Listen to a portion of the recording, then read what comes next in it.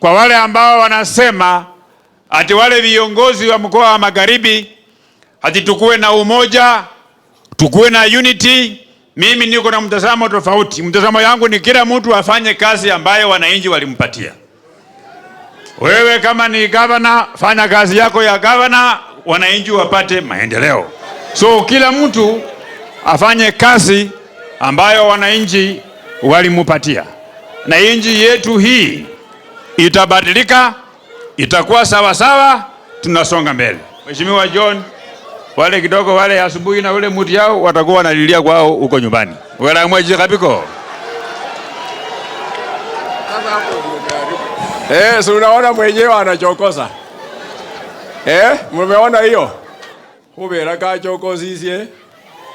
Reja mbulire sauti ya team. Ili next time musaha yuhalo mali alimukuu chini tawe. Mnyamaze. Nataka kuleta mheshimiwa gavana wetu. Naona wananchi wanaamuka wakienda. Tafadhali rudi kwa matanga ya kukaa yangu.